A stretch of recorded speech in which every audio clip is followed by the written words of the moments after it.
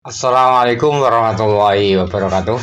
Saudara sekalian penggemar sastra pesona, kali ini saya akan membawakan sebuah cerpen yang pernah dimuat di majalah Family sekitar bulan Maret 81 yang lalu. Majalah Family, sekali lagi mohon maaf, majalah Family adalah majalah besar yang dikhususkan dunia wanita.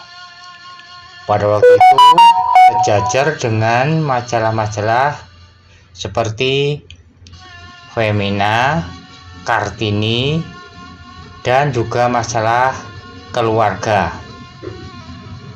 Jadi sekali lagi khusus pada membaca yang wanita dan juga keluarga, mungkin ada sisipan anak dan sebagainya. Adapun cerpen yang ditulis oleh Dawam dengan judul Suamiku Seorang Siluman. Sudah 3 tahun lebih lamanya aku membina rumah tangga dengan Kang Karno, suamiku yang sekarang. Sebelumnya sudah 2 kali aku melakukan kawin cerai. Pertama dengan Kang Jarlan, kedua dengan Kang Takim. Keduanya adalah pemuda-pemuda sekampung. Keduanya pula bekas-bekas suamiku pilihan orang tua. Bukan dari rasa cinta yang timbul antara kami berdua. Tuhan kiranya memang telah mentakdirkan garis hidupku mesti berlalu demikian. Perkawinan yang tanpa berlandaskan cinta sejati tadi harus putus di tengah jalan. Pertengkaran demi pertengkaran terus berkecamuk antara kami, hingga akhirnya suatu perceraian tak mungkin dapat dihindarkan.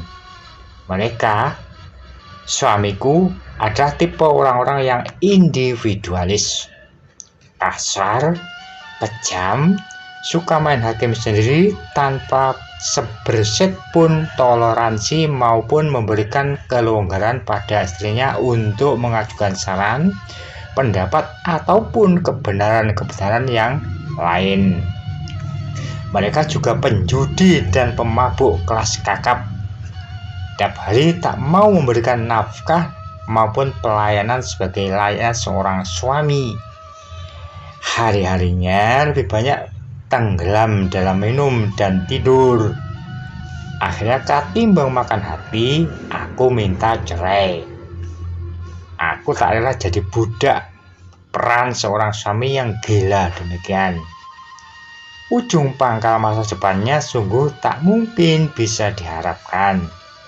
Aku tak sudi mengabdikan diri pada suami yang keras kepala dan suka memukul. Aku tak mau harga diriku terinjak-injak dengan tanpa batas begitu. 2 tahun lamanya aku menjanda semenjak perkawinan yang kedua di atas. Baru setelah luka hatiku sembuh, 3 tahun lalu aku kawin lagi dengan Kang Karno.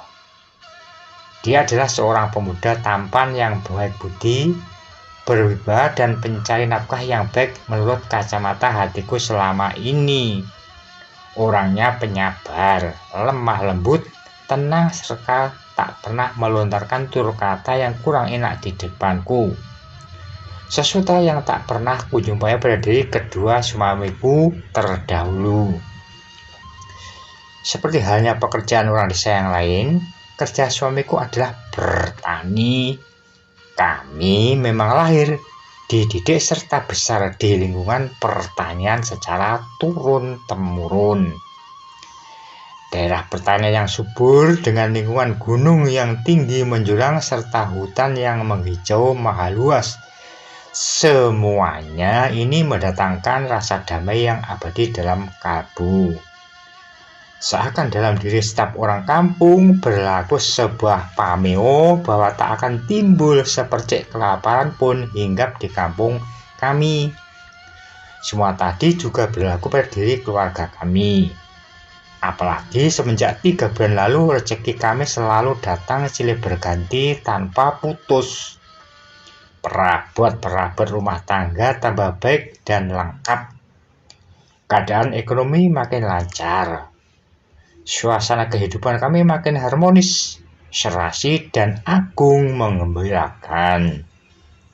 Seharusnya aku bersyukur lebih banyak pada Allah bahwa dengan tangan emas suamiku ini keadaan hidupku jauh lebih baik ketimbang yang dulu-dulu. Hari telah menjelang malam.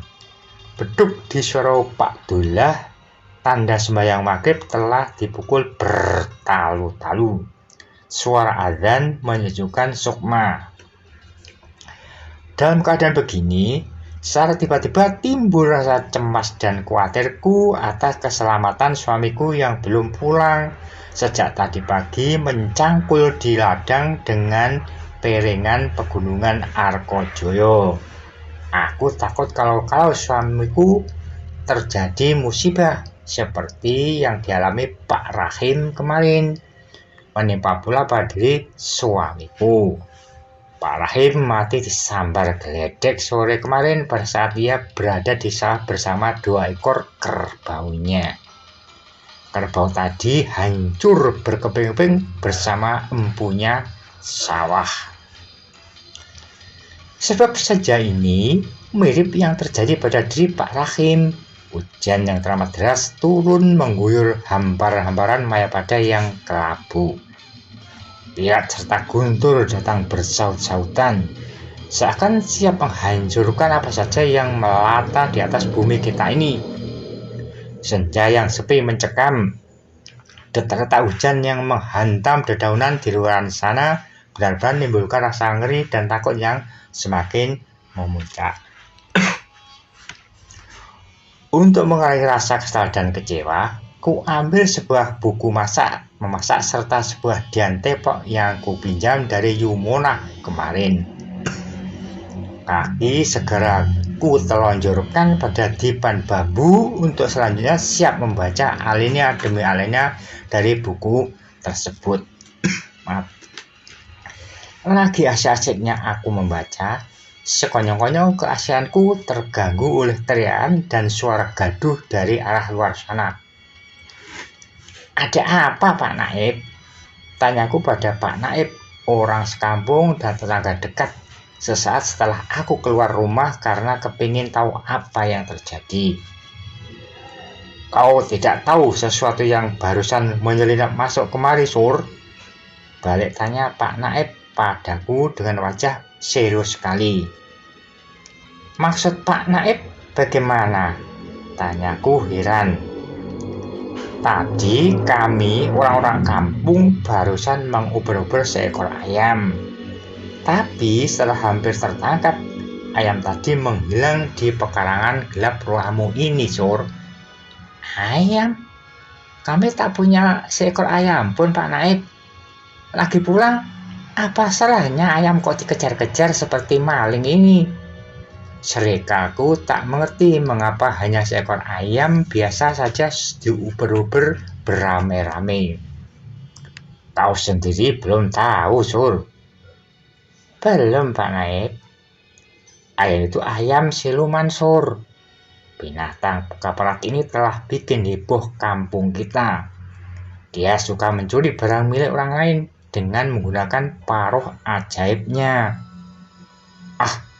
Masa iya di zaman modern ini masih terdapat sesuatu yang berbau siluman begitu, Pak? Ada saja. Kau kan telah dengar sendiri di Sumatera Barat baru-baru ini telah ada harimau jadi-jadian yang menghanyang 5 orang warga kampung, menghanyang hingga habis, dagingnya lumat tak bersisa.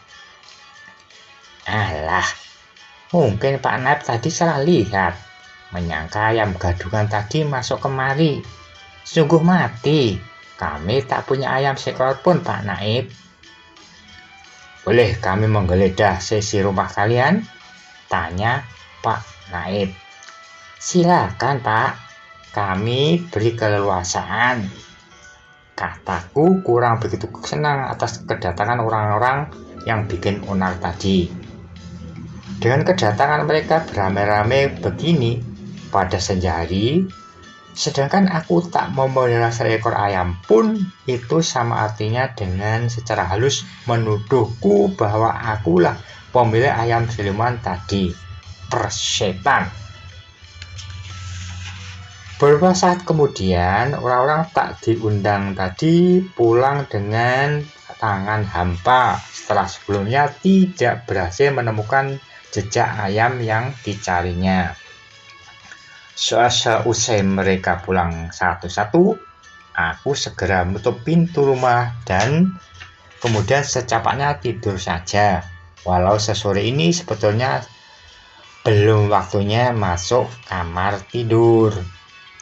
Sementara itu hujan turun semakin menggila di luar sana. Baru saja aku hendak merebahkan diriku di kamar tengah, entah bagaimana datangnya, tahu-tahu suamiku telah berdiri tegak mematung di samping kananku. "Ada apa orang-orang tadi ribut-ribut datang kemari, Sur?" tanya Kang Karno kalem. "Mereka mencari seekor ayam kemari, Kang." "Ayam? Bukanlah kita tak memiliki ayam, Sur?" "Benar, Kang. Mungkin mereka datang kemari sengaja bikin malu keluarga kita di mata orang-orang kampung lain, Kang." Sejenak suamiku diam dalam kebisuan. Kemudian katanya, "Sudahlah, biarkan saja, Sur. Mungkin mereka tadi salah lihat dan kehilangan arah dengan binatang buruannya." Sambungnya lagi sambil terus ngeloyor ke dapur untuk makan malam barangkali. Ketika Kang Karno berjalan lewat di sampingku tadi, kok rasanya timbul bau apek, persis bau ayam, mengikuti derap langkah suamiku tadi. Aku juga heran setelah melirik sekujur tubuh suamiku. Beserta pakaiannya sekali kok tidak basah kena siraman air hujan. Kenapa? Dari mana dia tadi masuk ke dalam kamar dan mengapa ia tidak mengetuk pintu rumah yang terkunci? Apa hubungannya antara Kang Karno, orang-orang kampung tadi, ayam dan bau apek yang mengganda ini? Sambil terus-menerus dihantam pertanyaan-pertanyaan tadi, aku sengaja pergi ke dapur.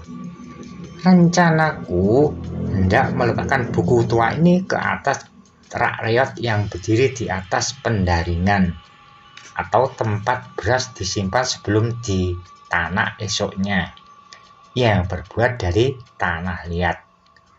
Betapa terkejutku manakala aku lihat pendaringan tadi telah penuh berisi dengan beras yang menggunung.